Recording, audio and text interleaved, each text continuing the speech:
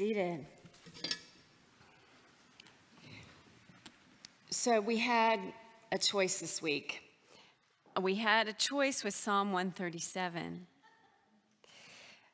The Common Lectionary, the guide for which Scripture is read each week across the globe in the Anglican Communion and many other traditions, gave us the choice this Sunday not to use the appointed psalm, and we could have done Lamentations instead. More of Lamentations. Psalm 137 is the deep grief of people cut off from their home, from Jerusalem, cut off from who they are. Their captors want not only their land, the fruit of their labor, but even their song. It is a psalm of grief and of longing. The Jews are an exiled people longing for home, and they are being tormented by their captors. They have taken everything, and then they say, "Give us also your song."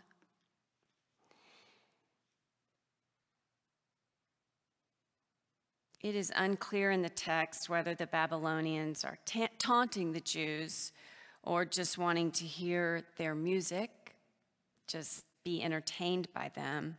Either way, the songs of Zion do not belong in a foreign land. Even conjuring the songs stir in the mind a grief and a longing in the people. And so then we come to those terrible final verses of what is wished upon and imagined for the Babylonians. The violence and horror of those final verses. And we, even in here, react to them.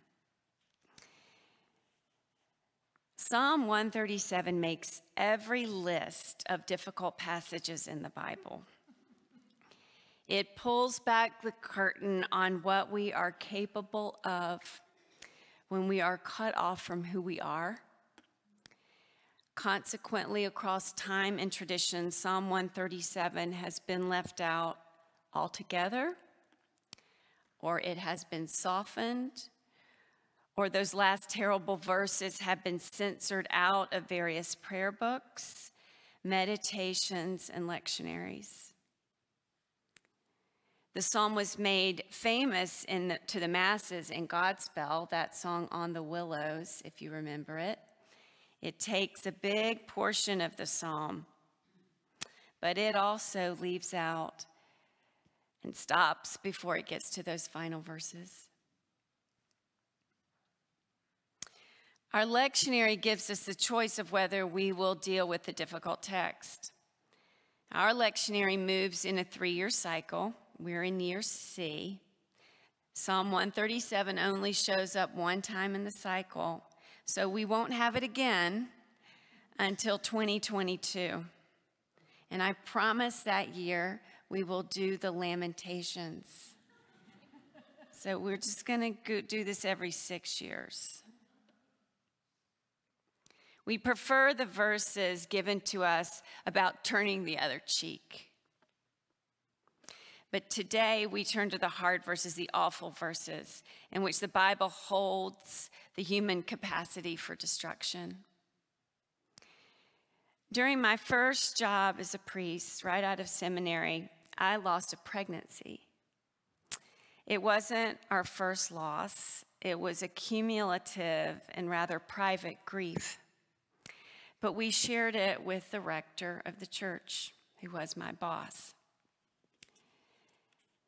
He came to us, and beside our pain and grief, he was deeply kind. He was generous, and he was unafraid. When he came to us, I felt something larger than the moment we were in.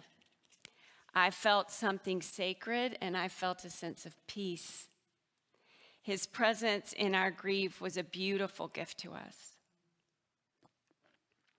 Then, some months later, it surfaced that this man had hurt and betrayed people in the community, in our church, and he had stolen from the church.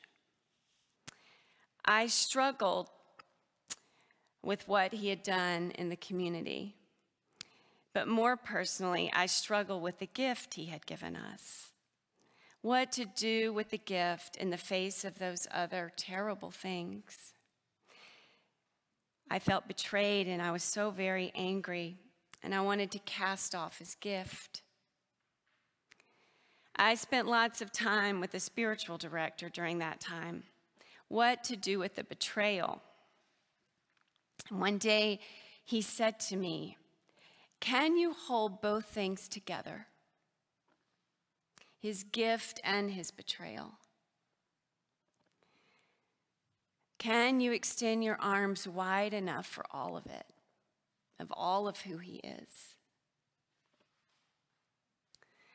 I think that's what St. Francis did in his prayer that we have heard so much, and it has been put on way too many posters for us to almost hear the power of it anymore. Lord, make me an instrument of your peace. Where there is hatred, let me sow love. He named all of it. He brought, Francis did, the full human expression of humanity into his prayer. He said the word hate and love, injury and pardon, doubt and faith, despair and hope, darkness and light, sadness and joy.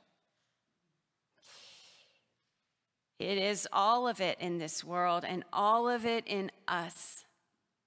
And St. Francis named it. And then he prayed our arms were wide enough to stretch past the hate to love, past the injury to pardon, past despair to hope. There is a Navajo poet called Lila June Johnston, and she has been deeply involved in protecting the health of Native American lands. These are her words and her story. "I have been criticized," she writes, "by my contemporaries for my compassionate approach. Anger, bitterness, impatience, and hatred are all forms of fear, and these fears can manifest as derogatory comments and praxis of revenge. I have been asked by my elders to let go of all fear so that the ancestors can work through me. They say to always walk humbly and honest and without confrontation. This was the way of the ancestors. They said these are the conditions of merging with the sacred. Furthermore, I myself have been a recipient of undeserved forgiveness. The amount of people I have harmed in my former life as a drug dealer is more than I can count. And yet the earth and the sky took me in as their child all the same and helped me to live honorably once again. As such, it is my deep and profound joy to offer others the same forgiveness. How could such a pitiful person like me, who received the most beautiful gift of forgiveness, deny that to other people? I would rather give them that same unconditional love and liberation that comes from being reassumed into the sacred family of creation despite our innumerable flaws. We must give harmful people a way out unless we truly want to live stuck in this cycle forever. We must give those that live outside of love and truth an opportunity to come back home in our every interaction with them. They may not accept it, but it is our job to offer it. And we must not reinforce the illusion that the sons and daughters of humanity are our enemies. We must meet the assertion with our own assertion. The truth that the sons and daughters of humanity were meant to live as family.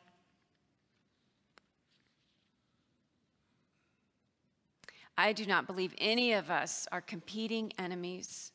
I will not engage this lie. I will look those who are said to be my enemies in the eye, reminding them of the truth. We are family, This is the only way to bring the world back to reality.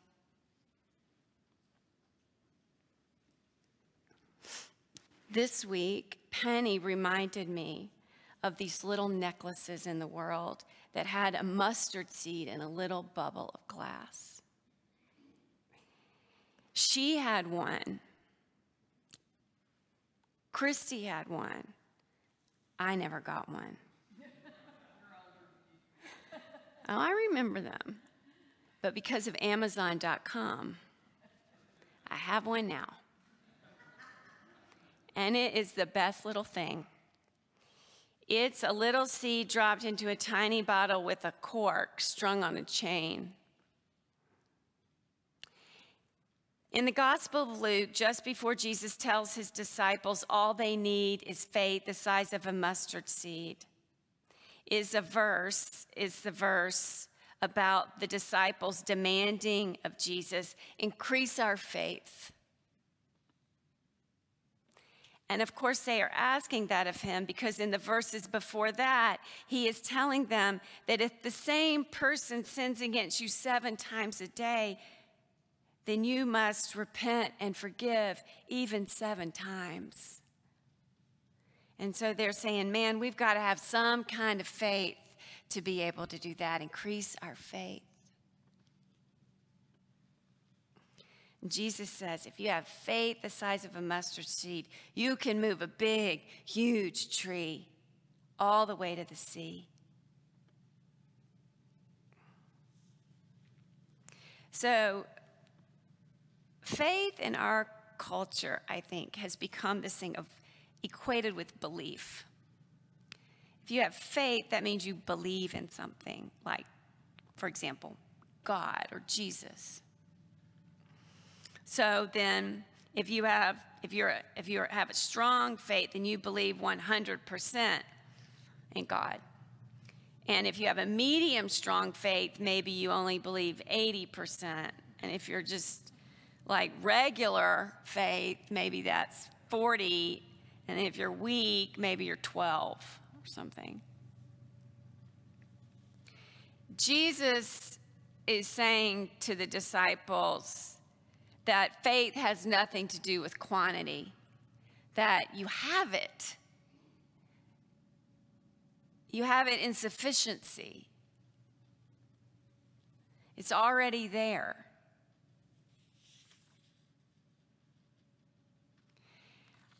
I think we are supposed to get our faith somehow and extend it to God. Jesus is saying it's sufficient. That means it is given us. It is our birthright. It is something within us we just must access, that we just must lean into.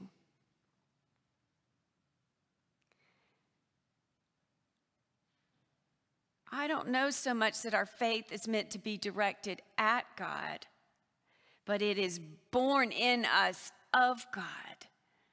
And our faith is meant to direct us into the world. Our faith is meant to bring God to one another again and again and again.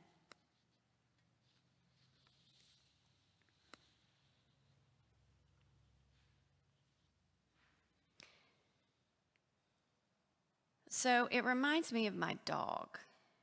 This does. I got this little Shih Tzu. I told y'all about him, Bojack's. He weighs, 12 pounds, except he looks bigger because he's got lots of fur.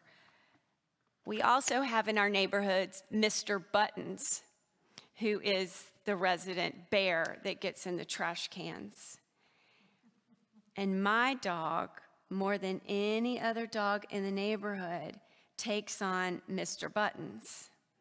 And so we have to be very careful because I have a picture I can show you after church of Mr. Buttons in the driveway and Bojack's going after Mr. Buttons.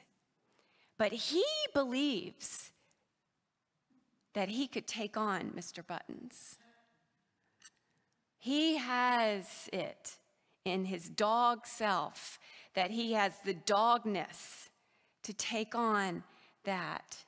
It matters not the size, because there's a mastiff down the street that is terrified of Mr. Buttons.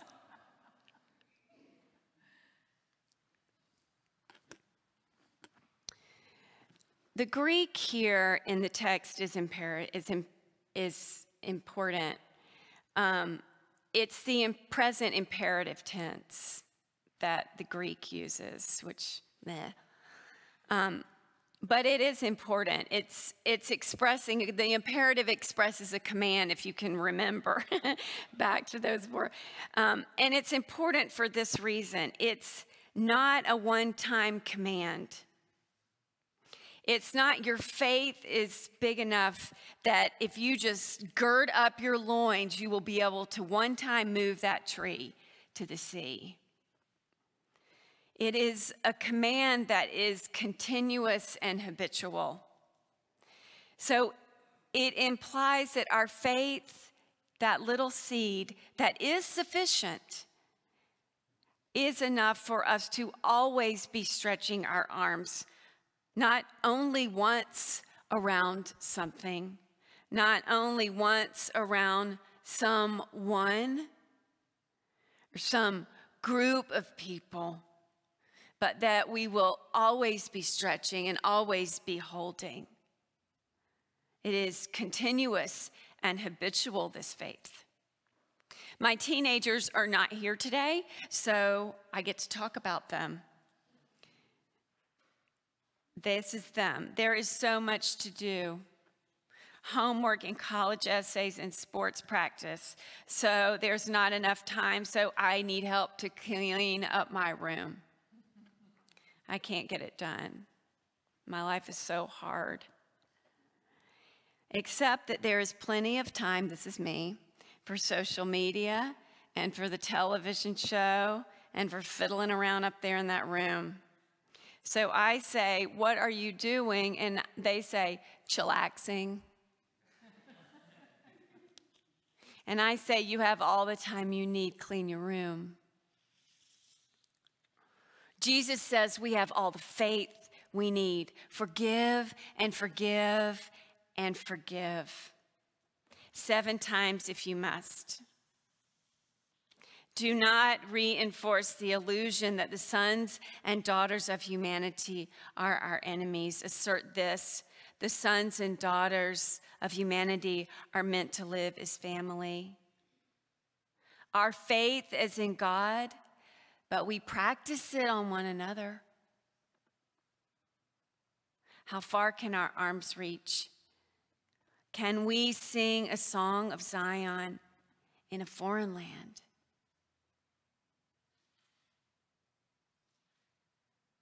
This is only what we ought to have done. We will have bingo night again on October 25th. And the first prize that night will be my mustard seed necklace. I hope you will come. Amen.